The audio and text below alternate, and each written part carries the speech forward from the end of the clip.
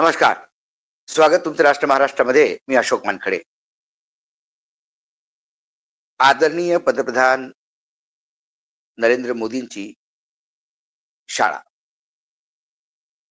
तसं मोदी साहेबांना विद्यार्थ्यांशी बोलण्याचं फार कौतुक. त्यांना फार आवडतं.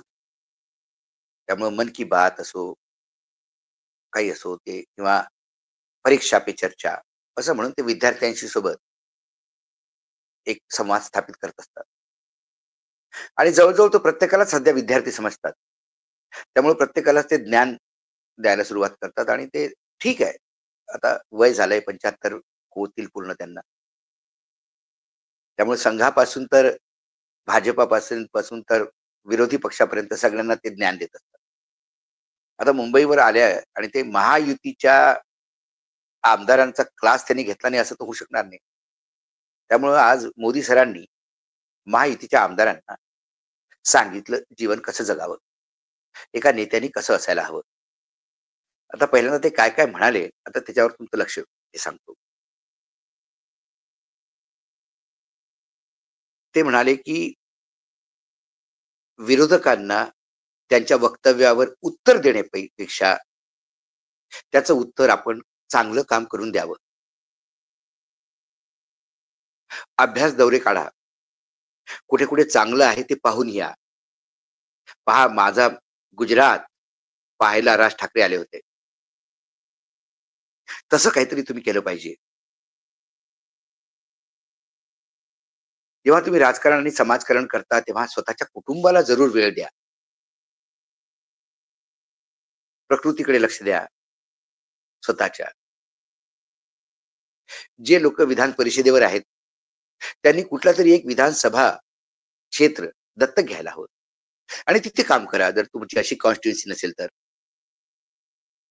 अधिकाऱ्यांसोबत फार नम्रपणे वागा. बदली, दलाली, कॉन्ट्रॅक्ट, ठेकेदार याच्यापासून दूर राहा.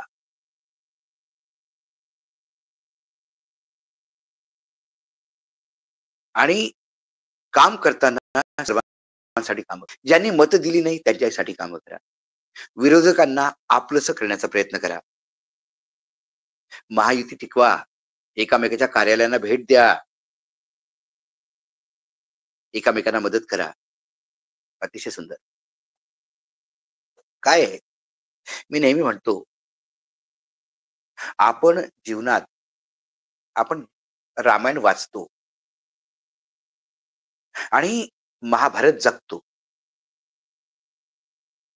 तसलाच प्रकार नरेंद्र मोदींच्या या वक्तव्यावर आहे.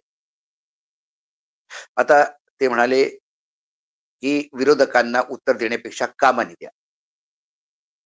हीच अपेक्षा माझी मोदी साहेबांकडनं आहे.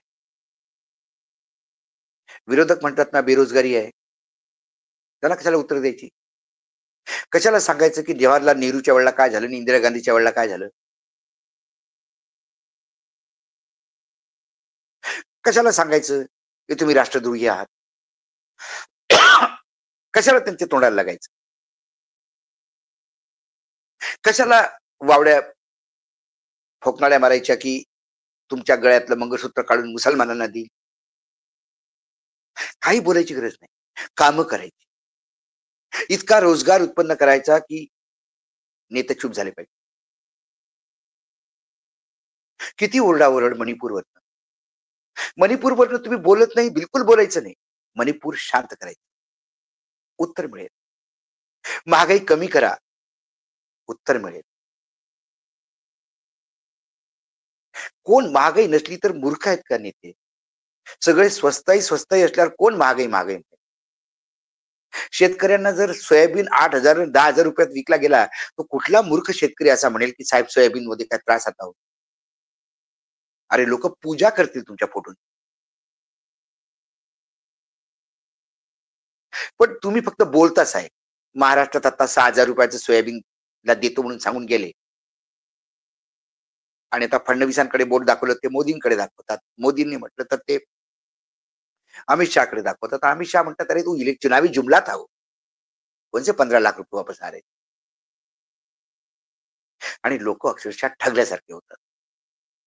त्यामुळे मोदी साहेबांना ही रिक्वेस्ट आहे. विरोधकांना तोंडी बिलकुल लावू नका. काही त्यांचं ट्विट करून त्याचा जबाब द्यायची गरज नाही. इंडी गठबंधन बोलण्याची गरज नाही. इंडिया गठबंधन म्हणा. काय हरकत आहे? द्या, थोडी इज्जत द्या. आणि तुम्ही चांगलं काम केलं तर हे सगळे मंदतमस्तक होतील. लोकं विरोधकांना जोड्यानं मारतील. एवढं चांगलं काम करणाऱ्यांना. पण तुम्हाला 240 वर का आणलं? 180 टेक्निकल आणि मशीननी 60 दिल्या म्हणून 140, 240. एडीआरची रिपोर्ट आहे बरं. एडीआरच्या रिपोर्ट प्रमाणे. मग कशाला एवढा आकंठाळू करायचा? त्या मार्क बर्गनी, मेटाच्या चीफनी सांगितलं, की सगळ्या जगात 2024 मध्ये सगळे जगात जितकी निवडणुका झाल्या 21 देशांची त्यांनी उदाहरणं दिली. त्या देशात सगळी सरकारं हारली. भारत हे हारलं. ठीक आहे, त्यांनी म्हटलं हारल्यामुळे तुमच्या काय अंगाला काय फोडं आलीत का? हारलं तर हारलं. हारलीच ना. 270 असतं जिंकण्यासाठी तेही तुम्हाला मिळालं नाही. भानुमतीचा कुनबा जोडा इधरचा उधर करून जुगाड सिस्टमने तुम्ही सरकार चालवताय. ठीक आहे, ही तुमची मेहनत आहे जुगाड आणि तुमची इंटेलिजन्स आहे तुम्ही जुगाडनी चालवता. पण मग कशाला त्याच्या विरुद्ध हक्कभंग आम्ही आम्ही त्याला नोटीस देतो, त्याला माफी मागायला लावतो. एवढं कशाला? चांगली कामं करा.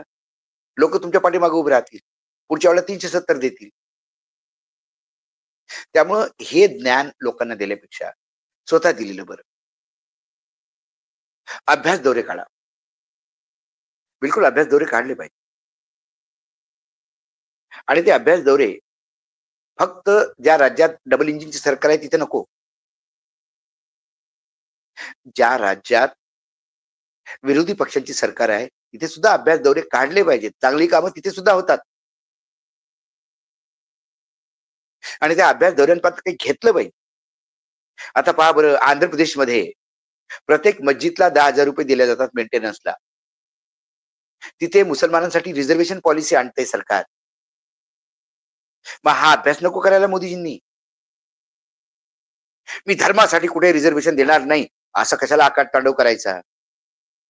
तिथे सरकारमध्ये आहात ना आंध्र प्रदेशमध्ये मोदीजी. त्यामुळे नुसते अभ्यास दौरे काढून कामं होत नाही. दौरे 2 प्रकरणासाठी असतात. एक दौरा अभ्यासाचा असतो, एक दौरा फोटो छापून आणण्यासाठी असतो. राज ठाकरे गुजरातला गेले. त्यांनी गुजरातमध्ये काय पाहिलं? त्यांनी गुजरातमध्ये हे पाहिलं, की तिथे 1000 फूट जमिनीवरही पाणी खालनं पाणी काढतो म्हटलं तर ते पॉल्युटेड पाणी येतं. गुजरातमध्ये शेतकरी आत्महत्या करत होते. गोचरची जमीन म्हणजे गाई वासरांना ते चरण्यासाठी जे गावरान गावठाण होतं, ते अडाणींना देण्यात आलं होतं. फक्त साहेब गेले. त्याने तो साबरमतीचा फ्रंट पाहिला, लाइटिंग पाहिली. अहो, मुंबईचं नरिमन पॉइंट म्हणजे महाराष्ट्र नव्हे. महाराष्ट्र यवतमाळ जिल्ह्यासारख्या ग्रामीण भागात किंवा गडचिरोली सारख्या भागात आहे. महाराष्ट्राचं सत्य अजूनही अमरावती जिल्ह्यात कुपोषणाने मरणारी आदिवासी आहेत. राज ठाकरे साहेब आले तिथनं फार मोठं त्यांनी विकासाचे ते स्वप्न पाहिलं आणि मग इथं येऊन नाशिकमध्ये इम्प्लिमेंट केलं. एवढं नाशिक डेव्हलप झालं, की नाशिकवाल्यांनी पुन्हा यांना उभंच नाही केलं. त्यामुळं हे राज ठाकरेवर छप्पर ठेवण्याचं काम होतं. अभ्यास दौरे काढा फोटोसाठी नव्हे, काही शिकून घेण्यासाठी. तेच जर साहेबांनी केलं असतं, तर आजपर्यंत ही स्थिती आली नसती. कुटुंबाला वेळ द्या. याच्यावर मी काय बोलू? मोदी साहेबांना जर म्हटलं तुम्ही कुटुंबाला वेळ देता का? तर ते म्हणतात महाराष्ट्र पूर्ण भारत 143 करोड लोकं माझं कुटुंब आहेत. मग आमदाराचं पण पूर्ण कॉन्स्टिट्युएन्सीच कुटुंब असते साहेब. फक्त तुम्हीच नेता नव्हे, तो आमदारही आहे. एका नगरसेवकाचं पूर्ण वार्ड कुटुंब असतं. एका खासदाराचं लोकसभा क्षेत्र कुटुंब असतं. कारण ते तुमचेच अनुयायी आहेत ना. त्यांना तुम्ही सांगता तुमच्या कुटुंबाला, तुम्ही देता का वेळ तुमच्या कुटुंबाला? तुम्ही राजकारणासाठी अक्षरशः आपलं घर सोडलं, पत्नीला सोडलं. आणि मग तुमच्या महायुतीमध्ये धनंजय मुंडे सारखे लोक पण आहेत ना. त्यांचे किती कुटुंब आहेत? किती ठिकाणी वेळ देणार? ह्या पण गोष्टी पाहिल्या पाहिजे. प्रकृतीकडे लक्ष ठेवा. हां, ही गोष्ट मोदी साहेबांनी, कारण ते फार प्रकृतीकडे लक्ष ठेवतात. वेल मेंटेन्ड, वेल ड्रेस्ड, हे प्रत्येकाने केलं पाहिजे. पण काय मोदी साहेब, तुमच्याकडे जेवढं इन्फ्रास्ट्रक्चर आहे, तेवढं आमच्या आमदारांकडे नाही. तुम्ही ज्यांना भेटू इच्छिता त्यांनाच ते त्यांना ते लोकं तुम्हाला भेटतात. तुम्हाला पूर्ण कपूर परिवार येऊन भेटू शकतो. प्रियंका चोपडा आपल्या लग्नाचं निमंत्रण देण्यासाठी भेटू शकते. पण यवतमाळ जिल्ह्यातले ते शेतकरी 2013 मध्ये ज्यांच्या सोबत बसून तुम्ही चाय पे चर्चा केली आणि त्यांना सांगितलं, की मी तुमच्यासाठी काय-काय करणार आहे यवतमाळ जिल्ह्यात. अहो 10 वर्ष झाल्यावरती तुम्हाला भेटायला आले होते साहेब. 10 वर्ष तुम्ही सत्तेत आहात, काहीच झालं नाही. अहो त्यांना तुम्ही हाकलून लावलं. ते जंतर मंतरवर उपोषणाला बसले होते. त्यामुळे हे जे प्रकृतीला लक्ष देण्याचं, अहो आमदाराकडे सरळ सकाळपासून संध्याकाळपर्यंत लोकं लागलेली असतात. प्रत्येकाची काही ना काही कामं असतात. प्रत्येकाची अपेक्षा असते. तो फक्त ॲक्टर्स आणि ॲक्ट्रेसेस आणि अंबानीच्या लग्नात नाही जात. त्याला गोरगरिबाच्या लग्नात सुद्धा जावं लागतं, कारण तीच लोकं त्याच्यासाठी उभं राहतात पुढे. तो 24 तासामधल्या 22 तास मेहनत करत असतो. कुठल्या का राजकारणी, कोणत्या का राजकीय दलाचा नेता असेना. कुठलाही आमदार असो, खासदार असो, मी त्याला एकाच गोष्टीसाठी सॅल्यूट करतो, की त्यांना अतिशय वेळ द्यावा लागतो लोकांना आणि त्यानंतर सुद्धा शिव्याच खावं लागतात. 50 लोकांची कामं झाली, ती कधी तुम्हाला धन्यवाद मिळत नाही. 2 लोकांची कामं नाही झाली, सगळीकडे बोंबाबोंब मारतात. आमचं काम नाही केलं, आमचं काम नाही केलं, पैसेच खाते लेकाचा. त्यामुळे ते बोलणं सोपं आहे. आत्मसात आणणं फार कठीण आहे साहेब. एम-एल-सीनी विधानसभा क्षेत्र दत्तक घ्यावं. कुठे घेतील बिचारे? ते एम-एल-सी होण्यासाठी पैसे देऊन येतात. मग त्यांच्याकडे आलेला फंड त्यांना वाटायचा असतो. लई वांदे आहे साहेब. तुमच्यासारखं नाही ना सगळ्यांना. अधिकाऱ्यांसोबत नम्रपणे वागा. फार चांगलं सांगितलं तुम्ही. तुम्हाला फक्त एवढी विनंती आहे, हे आमदार अधिकाऱ्यांसोबत नम्रपणे वागो की नाही वागो, तुम्ही आपल्या खासदारांसोबत नम्रपणे वागा. नाना पटोलेंनी भाजप याच्यासाठी सोडली होती, की त्याचं म्हणणं होतं, की अतिशय वेळ देत नाही, अरोगंट आहेत, डाटतायत. अक्षरशः तुमच्या कॅबिनेट मधले मंत्री तुम्हाला थररावतात. कारण जास्त काही बोललं तर कधी ईडीची रेड होईल कोणावर सांगता येत नाही. हा प्रयोग तुम्ही फक्त मंत्रिमंडळात करा एक वेळा. सगळ्या मंत्र्यांच्या खांद्यावर हात ठेवून हसत-मुखत त्यांच्याशी बोला. म्हणजे तुम्हाला कळेल, की डाउन द लाईन काय जातं आणि बदली दलालीपासून दूर राहा. अजून करणार काय बिचारे? अहो किती पैसे मिळतात एका आमदाराला? त्याचा खर्च किती? प्रत्येक लग्नात त्यांनी ₹100-100 दिले तरी तो बँकरप्ट व्हायचा. रोज जर 1000 लोकं घरी आले, त्याला चहा पाजायचं म्हणजे त्याला पुन्हा व्यवस्था करावी लागते. ती सिस्टमच आहे तशी. त्याला असं काही 2.5-3 लाख रुपयाचं 16-16 लाख रुपयाचा ड्रेस शिवून देणारी लोकं नाहीत ना, उद्योगपती. त्याला स्वतःचंच विहीर खोदून पाणी काढावं लागतं. मग तो बदल्या करतो, ठेके देतो. अजून काय करणार? ही वास्तविकता आहे राजकारणाची. सर्वांसाठी कामं करा. विरोधकांना आपलंसं करा. साहेब आता कमीत कमी हे तर बोलायला नव्हतं पाहिजे तुम्ही. ज्या ठिकाणी विरोधी पक्षांची सरकारं आहेत, त्या सरकारासोबत कसा दुय्यम दर्जाचा तुम्ही वागणूक देता. त्या 700 शेतकरी मेल्यावरही तुम्ही म्हणता, "मेरे मरे क्या?" कसलं हो साहेब तुम्ही विरोधकांना? विरोधकांना जेलमध्ये टाका, विरोधकांना निष्कासित करा आणि तुम्ही भ्रष्टाचाराच्या नावाखाली जर जेलमध्ये टाकत असाल, तर पूर्ण देश तुमच्या पाठीमागे उभे राहील. आम्ही म्हणतो त्याला भाजपाचा भ्रष्टाचार सोडा. विरोधी पक्षाचा भ्रष्टाचारांना सगळ्यांना जेलमध्ये टाका. अहो सगळे भ्रष्टाचारी महाराष्ट्रात तुमच्या मांडीला मांडी बसून राजकारणात आहेत की.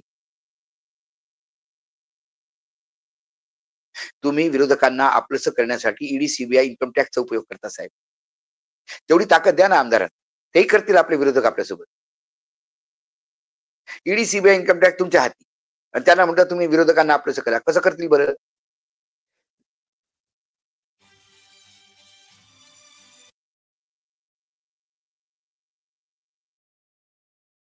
तो जो गुण आहे विरोधकांना आपलं करण्याचा, तो गुणच मुळात तुमच्यात नाही. तुम्ही विरोधकांचा नेहमी द्वेषच केला. अक्षरशः क्षेत्रीय दल नकोच आम्हाला या राजकारणात, असं म्हणणारे जे-पी नड्डा काय तुम्ही गळ्यात घालणार? थोडं नितीश कुमारनी इकडे-तिकडे केलं की लगेच रेड होतात त्यांच्या आसपासच्या अधिकाऱ्यांवर. तर तुमचे सगळे आमदार विरोधकांना आपलंसं करतील. फक्त त्यांना ईडी, सीबीआय सारखी ताकद द्या. दुसरी महत्वाची गोष्ट, आता तर महाराष्ट्राने तुम्हाला सत्तेत आणलं. कमीत कमी आता तरी महाराष्ट्रातल्या उद्योगांवर दरोडे घालून गुजरातमध्ये घेऊन जाऊ नका. एवढी महाराष्ट्रावर विरोधकांना सोडा, मित्रांना आपलं माना. हे हात जोडून तुम्हाला आज विनंती. आज राष्ट्रभाषामध्ये एवढंच. पुन्हा येतो काही विषयासोबत. नमस्कार. पाहत राहा राष्ट्र महाराष्ट्र.